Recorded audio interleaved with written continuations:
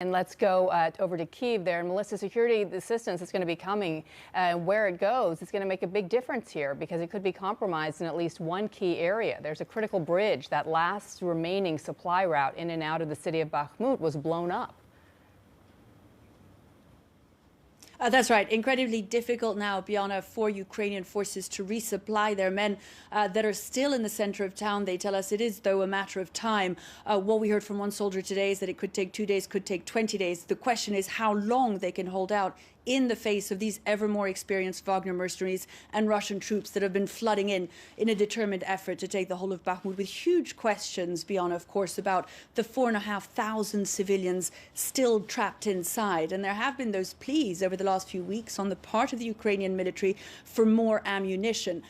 There will be a retreat at some point westwards, but what we're seeing also right now, even as the fate of Bakhmut hangs in the balance, is further along that front line to the south, these images of a Russian fighter jet taken down by the Ukrainian military.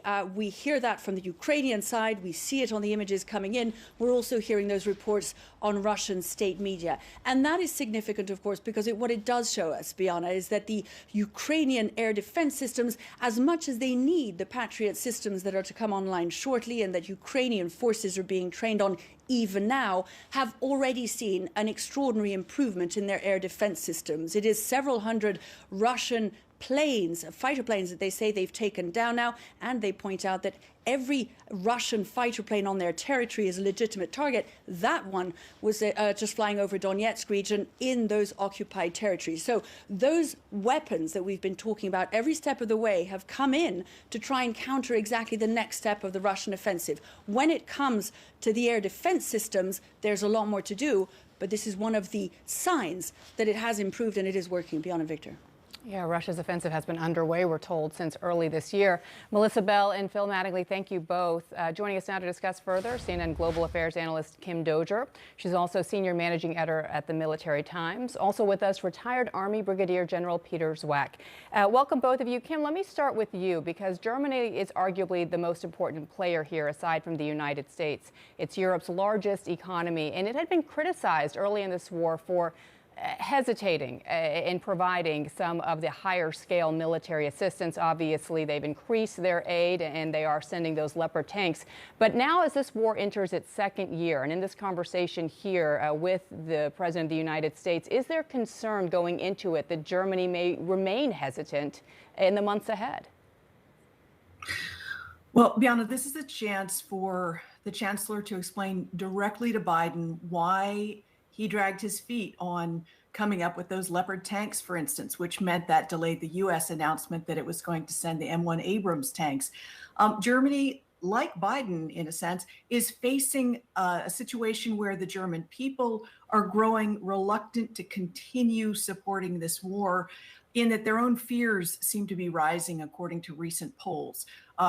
Fears that the war could spill over into the rest of Europe, fears that any sort of nuclear confrontation could literally blow into their country. And that kind of thing, it means that in some senses, Scholz's hands are tied. He's got to make a good argument before every single tranche of aid he hands out. Biden is, in some senses, facing the same thing. And yet, Biden must also be asking, the U.S. has given roughly 2 times as much as all of Europe combined in terms of aid to Ukraine. He's got to be asking Germany, what else can you ante up? And what would be most crucial now, General, as we talk about what's happening in Bakhmut? The description there is that it is an urban style of warfare, that they are, the Ukrainians, they say that they're committed to it, but President Zelensky says not at any cost. I mean, what do they need? And is Bakhmut more of a strategic win, or is it something of a momentum win, a symbolic win for Russia and for Wagner? Victor, Bakhmut is important. I would say that it is, at the tactical operational level, important to the Ukrainian defense.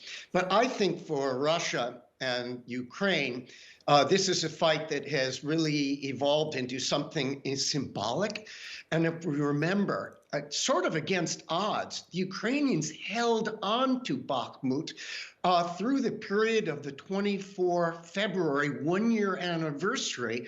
Putin basically got no trophy win, no win to show Moscow for that. I think tactically, yes, it's a lot of significance. However, if the Ukrainians decide to make a tactical withdrawal, it's not a strategic withdrawal.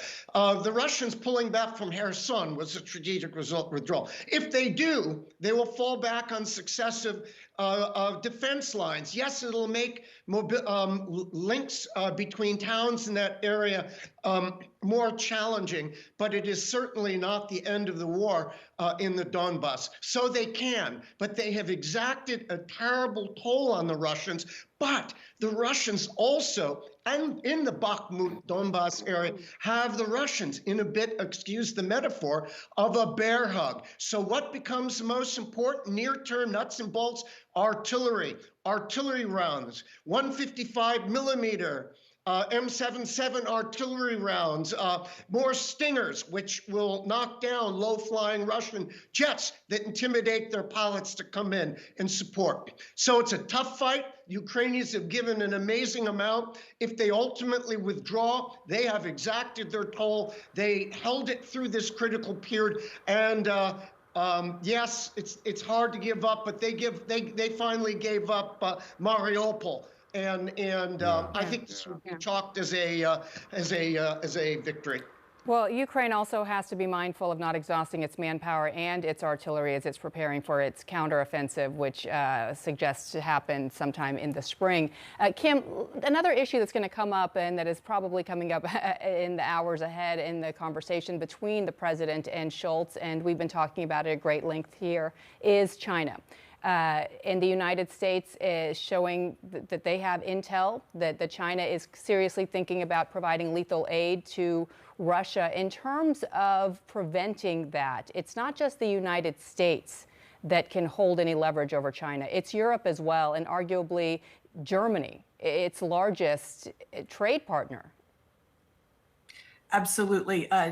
Germany needs China for trade and vice versa. And what the Biden administration has always talked about is one of their key ways of trying to influence China will be to bring the allies together in terms of market strength and say, China, if you want our business, you've got to follow international norms. So this could certainly be a way of drilling down onto a specific, China, if you want our continuing business, you are not going to arm Russia in this continuing invasion. It is also a chance for the two men to talk about those F-16s, just as an aside, that keep coming up. Biden did get a chance to have a one-on-one with Zelensky where assurances would have been made, promises likely would have been made that no, if you give us these jets, we won't use them to attack Russia and escalate the war. That perhaps is something that Biden would feel most comfortable explaining to Scholz one-on-one.